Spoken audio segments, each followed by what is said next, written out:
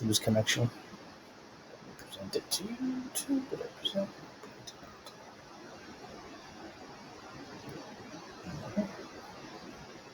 Oh, what just happened there? What? I just got a crazy error message. Hold on.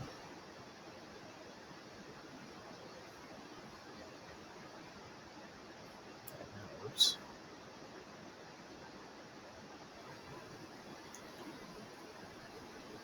Alright, so we're here on the chapter 50 Miles South of Home. Again, I'm going to record this, so if you guys need it. Alright, so again, we're kind of continuing on what's going on with Billy Joe. So we see her life a little bit. Again, remember, this is happening during the Great Depression, so a lot of what's happening in the world around her is impacting her life. So it says 50 miles south of home. In Amarillo. Amarillo is a city in Texas. Wind blew plate glass windows in, tore electric signs down, ripped wheat straight out of the ground. Alright, so again, Amarillo is a city right nearby. So a lot of this area was considered Tornado Alley. Do you have a question, Michael? No? Alright, yeah, just keep yourself muted, buddy. So again, this area was considered like Tornado Alley too. So basically, because of the weird weather patterns there, like tornadoes would always fly by and kind of like destroy everything. So this is about the city of Amarillo, where basically like all the businesses had their windows smashed, and like signs from the street were getting ripped down. All right, so rules of dining. Make sure you're paying attention because this is kind of like different. Ma has rules for. I can't see the presentation. What's that? I can't see the book you're presenting. All right, well, it's being presented, so just exit and come back. Right, everyone else can see it, right? Can you see this, Miss Cepeda? Yeah, Mr. Yeah, so it's there, buddy. You gotta leave and come back. It's there, my friend. Alright, rules of dining. Ma has rules for setting the table. I place plates upside down, glasses bottom side up, napkins folded over forks, knives, and spoons. When dinner's ready, we sit down together and Ma says, now. We shake out our napkins, spread them on our laps, and flip over our glasses and plates, exposing neat circles, round comments on what life would be without dust. So what's the reason why they're flipping over the plates and glasses? They want no dust in the plate. Yeah, exactly, right? So, yeah, exactly. So this is kind of crazy, right? So dust is so apparent everywhere because of the lack of rain that it's like gets on everything. So they have to keep the plates upside down so they don't get dust on top of the plates or the inside the glasses. Daddy says, the potatoes are peppered plenty tonight, Polly. And chocolate milk for dinner, aren't we, in Clover? That's actually something kind of sneaky going on. What's he really saying? What is he really saying? Daddy says the potatoes are peppered plenty tonight, Polly, and chocolate milk for dinner, aren't we, in Clover? What's really happening here?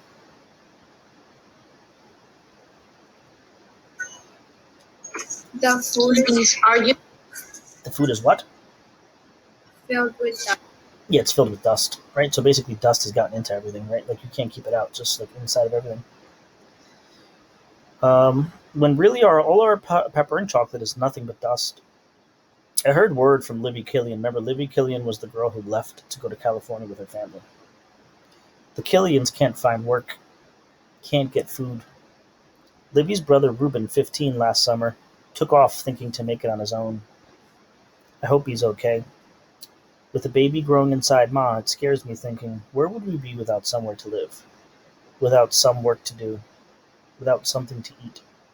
At least we've got milk, even if we have to chew it. And again, they're chewing their milk essentially because there's all this dust and stuff in it. Michael, if your computer ain't working, just restart it, buddy. You can't sit there doing nothing. I don't know if you can hear me. He can't hear me anymore. I'll write that. All right. Breaking drought. Remember, drought is the word for basically meaning no rain. After 70 days of wind and sun, of wind and clouds, of wind and sand, after 70 days of wind and dust, a little rain came. Right, so again, a little bit of rain showed up in their lives, but again, you can kind of see this pattern of nothing but sun and lack of rain.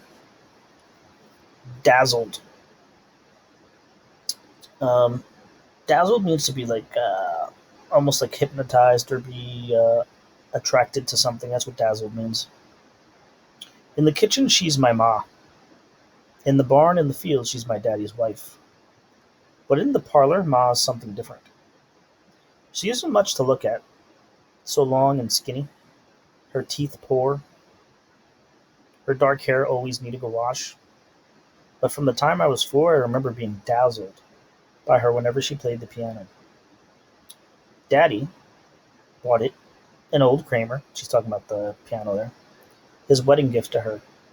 She came to this house and found gaps in the walls, a rusty bed, no running water, and that piano gleaming in the corner. Daddy gets soft eyes standing behind her while she plays. I want someone to look that way at me.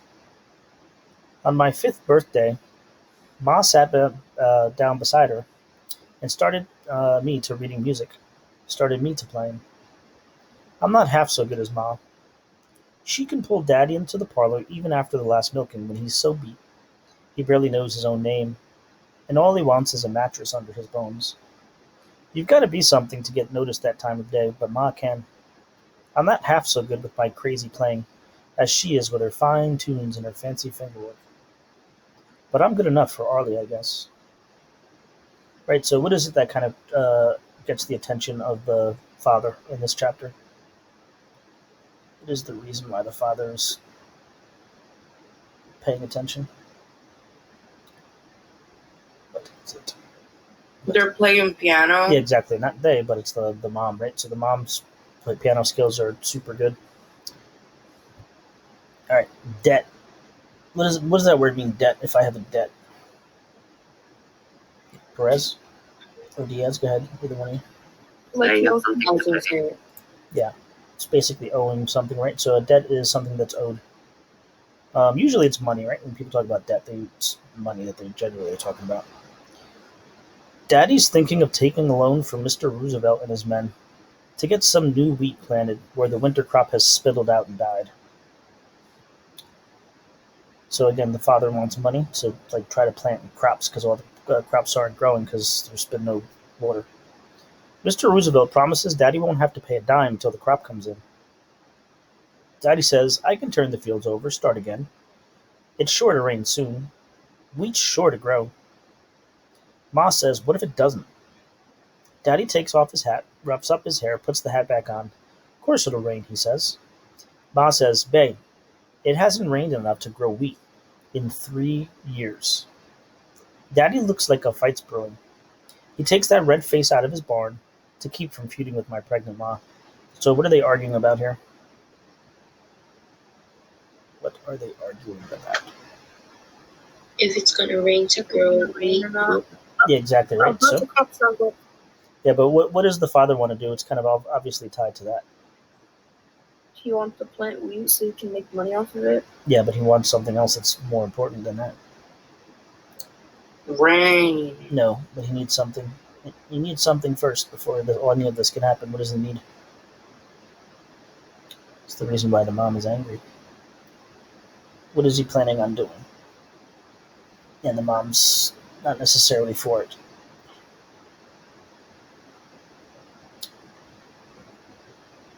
To turn the fields over? Yeah, but how does he do that? Are you saying something, Karen? Because I can't hear your voice if you are. I see you're green, but I can't hear you, Karen. I unmuted by accident. Ah, okay. What does he need in order to plant? It's actually A loan from Mr. Roosevelt? yeah, exactly. So he needs money, right? So this is kind of what the argument is. So she's afraid of him taking money because she's not sure he's going to be able to grow anything. And then they basically start arguing over it. I asked Ma how, after all this time, Daddy still believes in rain, right? So this is kind of crazy, right? Because obviously it rains from time to time. So it's been 3 years, so the girl doesn't even believe in it. Well, it rains enough, Ma says, now and again, to keep a person hoping. But even if it didn't, your daddy would have to believe. It's coming on spring, and he's a farmer, right? So again, This guy's used to his entire life being a farmer, so this period of time where there was literally no rain was probably driving him nuts because he's just not used to something like this ever happening. All right. Foul as maggoty stew. Arlie Wanderdale, remember that's the guy who asked her to play the piano? Mister, Yep. Mister, I have a question. When is the infographic due? Wednesday. Okay. Arlie Wanderdale said the rehearsals for Sunny of Sunnyside shouldn't take me out of school more than twice next week. When I told Ma, she got angry about my missing school to play piano for some show. So this guy wants her to be in like a play, and the mom's not having it. Me and Daddy, we're trying our best to please Ma, for fear of what it might do to the baby if we don't. Right, so they're trying to be nice to the mother because they're afraid because they don't want a miscarriage. I don't know why she's so against my playing. She says that school is important, but I do all right in school. I know she doesn't like the kind of music I play, but sometimes I think she's just plain jealous when I'm at the piano and she's not. Maybe she's a little afraid of me going somewhere with the music, or she can't follow, or of the music taking me so far away one day I'll never come home. Whatever the reason, she says I couldn't do it. Arlie had to get somebody to take my place. I do as she says. I go to school, and in the afternoons I come home, run through my chores, do my reading and my math work at the kitchen table, and all the while I glare at Ma's back with a scowl foul as maggoty stew. So why is she giving her mom a nasty look at the end? What is making her angry at her mother? Why is she giving her mom a nasty look? Any ideas?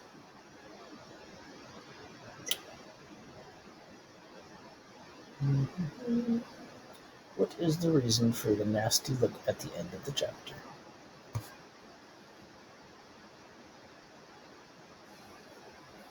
It all had to do with actually over here. What is the mom not letting her do, which is upsetting her? Play piano. Yeah, play the piano, right? So she wants to play the piano. Why is the mom saying no? What did they say was going to have to happen in order for her to play the piano?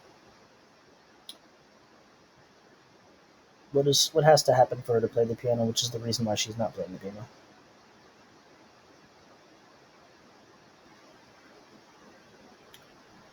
What is the reason? Because she thinks she's playing jealous. No, she's just trying to understand why the mom's saying no. But why is the mom saying no? What is she going to have to do in order to play? Oh, because school's important. Yes, school, right? So she's going to miss school. So the fact that she's going to miss school is the reason why the mom's saying no. But then she starts coming up with all these other ideas saying, oh, well, maybe she's just jealous. Or maybe she's afraid I'm going to leave. Right? Or maybe she's afraid that I'm better than her or something like that, right? So all these ideas pop into her brain. But the reality is she probably just doesn't want her missing any school. All right. State tests. When I got home, I told Ma our school scored higher than the whole state on the achievement tests, and I scored top of the 8th grade. Ma nodded. Oh, I knew you could. That's all she said. She was proud, I could tell, but she didn't coo like Mad Dog's Ma, or go on like Mr. Killian used to do. Daddy says that's not your mom's way, but I wish it was. But so what does she wish that her mom did? What is she wishing that her mother did? Be more proud of her. Exactly right. Just give her some praise, right? So she wants some praise from her mom, but her mom's just like, oh, you're good. Again, she was the top of her class, so that's really good.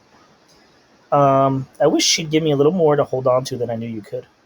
Instead, she makes me feel like she's just taking me in like I was so much flannel dry on the line, right? So she's like getting no appreciation from her mom. All right, so we're just going to read this last chapter and then we'll continue. Fields of the flashing light.